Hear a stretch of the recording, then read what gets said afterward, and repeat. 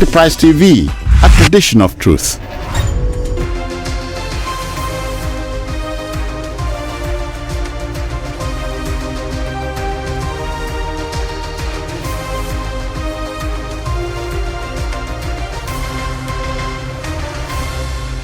Hello and thanks for joining us this Monday morning. It's Enterprise Morning on Enterprise TV. It's a start of a new work week, and certainly one in which the theme of Christmas can be mistaken. I am Henry Igwe, and I have the company of the word goddess. No, don't flatter me. Don't flatter me. Thank you so much, Henry. Of course, my name is Esther Wachuku. Like Henry actually told you, it's a cool weather right here in the city of Lagos this beautiful Monday morning. And of course, as you do know, we'll be talking about the main topics across some national dailies on Enterprise TV. Kindly subscribe to our YouTube channel at Enterprise TV 7 and across our social media handles. Starting off, we'll go straight with Daily Trust. And the paper, or rather the banner headline there is Outrage over Nigeria's 1,411 delegates to COP28 summit. Interesting, isn't it? And then, of course, we have as a rider, Tinubu has turned climate change conference to Owambe, Atiku. It's waste of resources, says Obi. It's outrageous, insensitive CSOs. Government-funded contingents less than 100 presidency. PDP demands refunds of ESTA codes, ask National Assembly to investigate delegation.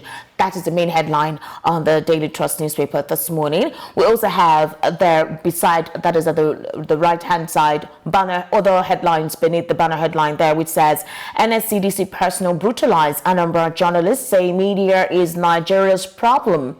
Okay. This is personal. This person is taking things very personal. And of course, we have above the masthead, or rather below the masthead, APC Plateau Speaker lock horns over swearing in of new lawmakers. Jakba, we have interviewed 180,000 Nigerians this year, U.S. Embassy. Wow.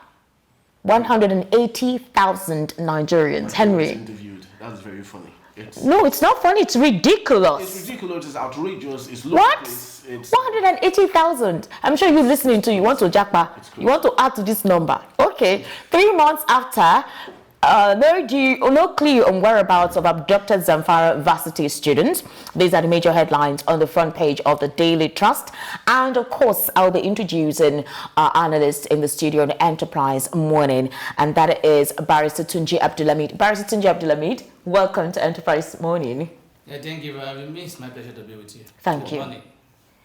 All right, Barrister Tunji, let's start off with the situation with the COP28.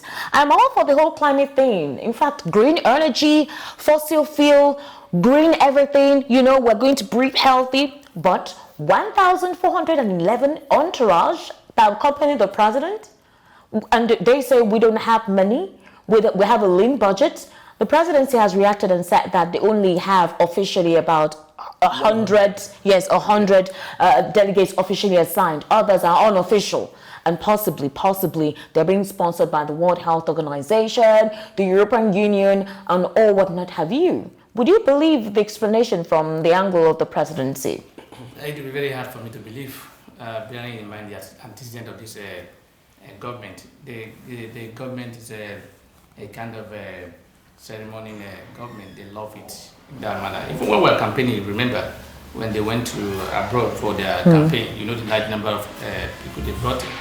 And even today, the number of members of cabinet that we have is unprecedented. We don't have them. So it shows that the government loves, this president loves a crowd. He loves people to be around him all the time.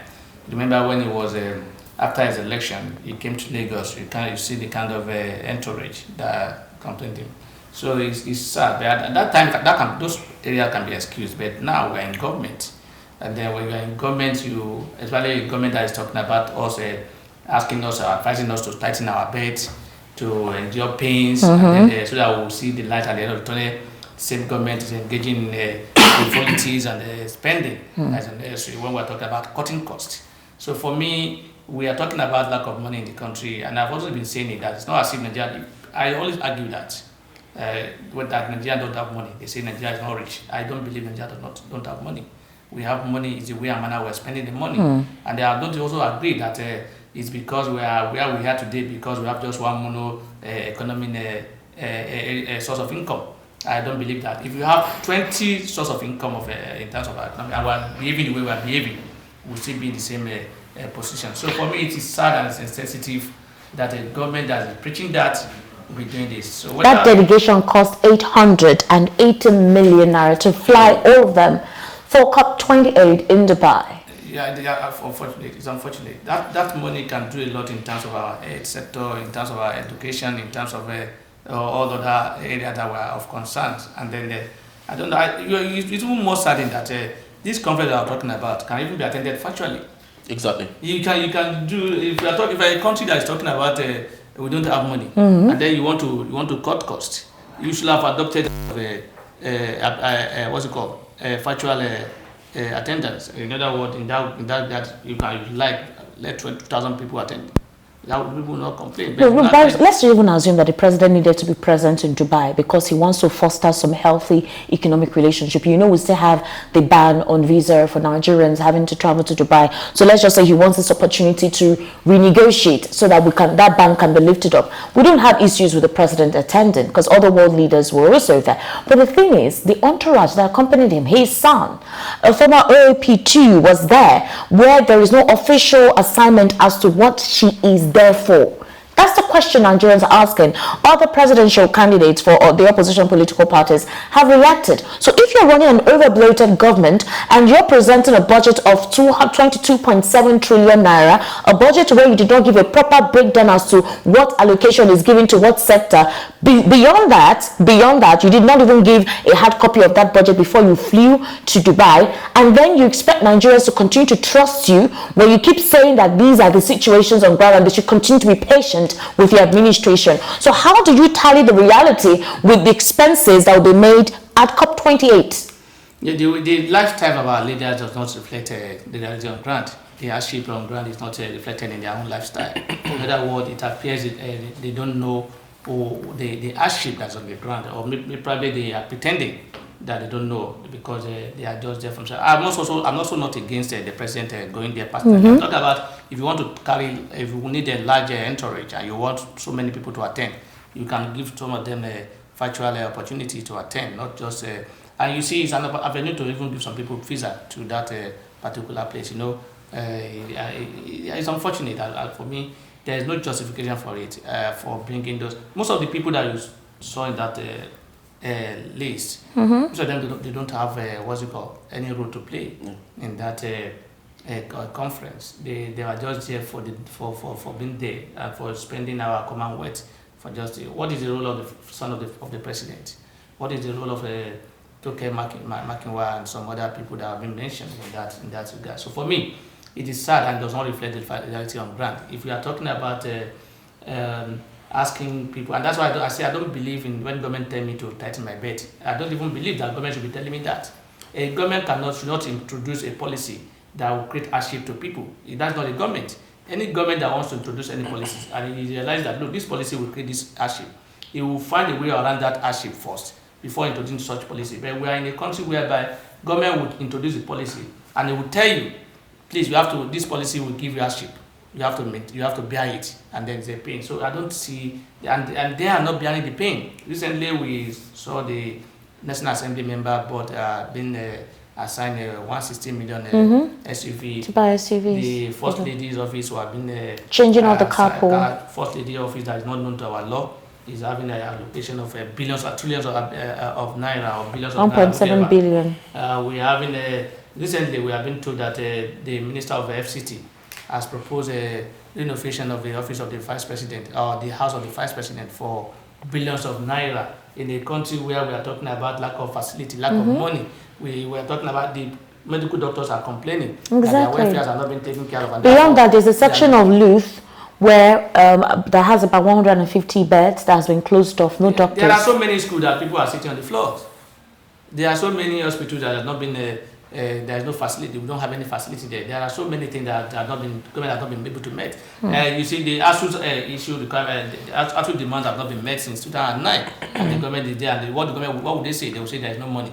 There's no money and you're spending like this. Nobody will listen to your excuse. As far as I'm concerned, no matter what they say, I don't believe in that. It's an afterthought as far as I'm concerned. That most of them are not government delegates. I can tell you, let them open the books and let's see how it is. Unfortunately, we don't have that accountability in this country. We don't have that. It's really unfortunate. It's really, really unfortunate, and in Nigeria, we want to keep praying that leadership in this country will be more empathetic to Nigeria. It's not about praying. I knew you were going to say that. I don't believe in praying. Those the country that we're talking about, saying. I knew you were going to say that. They're not praying. They are doing it. Doing the work. So we have to do it, not praying. I'm not saying we should not pray. The prayer should not be the priority. It should not be the primary assignment. The prayer should be secondary. It should be just supportive act. So for me, it's not about prayer. It's not about being doing it. You have to do it. Not about prayer. Oh well. They need to do the job. Yes, exactly. So we'll move on to the next headline on The Punch. And on The Punch, we have the big news there. Japa hospitals reduce outpatients and surgeries as 4,000 doctors migrate.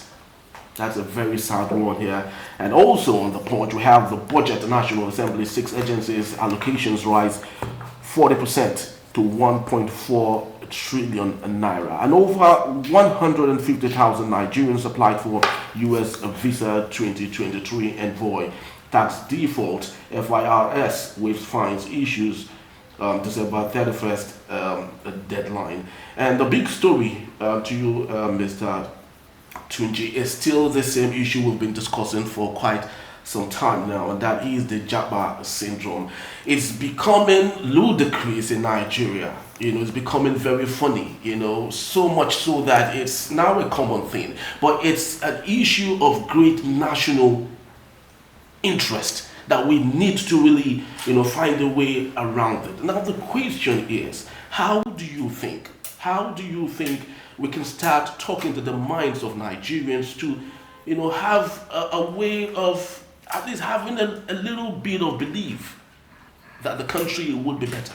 Our country has turned some family into an husband into a bachelor, a wife into a spinster. So there's so many people who are not comfortable living abroad, not because they want to. Some of them, it's not deliberate. They just want to go and find a way around it. And then what are the complaints? There's no enabling environment. Are we doing anything to make the environment enable? For as far as I'm concerned, we're not doing so much in that regard. We are just focusing on the. I've been looking for particularly this government, looking for foreign direct investment. Foreign direct investment in a country where those in the country are not even comfortable with what's on ground, where people who are already doing business in the country are moving out of the country. So you see, the government is not addressing the reason why people are trying to leave the country. If you address that insecurity, you address that enabling environment, people will see when you can do your business without having any connection with any government or whatever. People will want to do. You are not sure of any bringing out your business today. You are not sure that that business can be you can succeed in it. There won't be any other than the government supporting you. The government will impose taxes, multiple of them, that will even draw down your businesses. You are trying to rent a house, you have a shop for a business. You have not even painted the place. So you are trying to. The next thing you see letters from the various government agencies asking you to come and pay. They don't even care whether or not you are making any gain. So if the environment is not enabled, there's no way people will not think of trying to look at there's no electricity supply here. People who are into vocational studies are businesses. Some of them are into and don't have anything to do these days. Barbers, they've organized that. Some of them are trying to find most of the Okadas and the Marwa riders that you see. So they are formerly the barbers and the tailors and all those people who are not longer comfortable because there's nothing to do. Because the reason I am asking this question deliberately is I can remember in the 80s, Japa is not new to Nigeria. In the 80s, the government had a popular jingle, Andrew, no check out to try and build your country or Nigeria go better. Now it seems like our government are even comfortable having Nigerians move out of the country in droves. That is why I'm asking, why is the government so reluctant about this issue as if it doesn't really concern them? Because the interest and the welfare of the people is not in their heart. it's not a priority on their mind. And that's why you see a sitting governor, when he was campaigning, telling these people that you will get employment for them abroad. You see, a governor that should be campaigning that we should stay in our country, we should ensure that the country grows. He's talking about when he becomes governor for the second time, he will get them employed abroad, offer 4,000 or so of them. So how can you not talk about Japa here? You see, Japa at that time is not a Japa we're talking about now. Japa at that time was just it seems like that time people are just even trying to just make it. It's just now, rolling out. Yeah, today now I think this is serious. The hardship is not something you can write about. And people, it's not as if, like I said, it's not as if it's easy up there. The people just want to believe that, look, if you can work hard in those countries, you will make and you will live. But in this country, even if you can work hard, that's not a guarantee that you will eat. All right, let's go to the Guardian newspaper, where the major headline there is over 60 refinery licenses inactive 18 years after as fuel import thrives. That's on page 6 of the Guardian newspaper. That is the major headline there.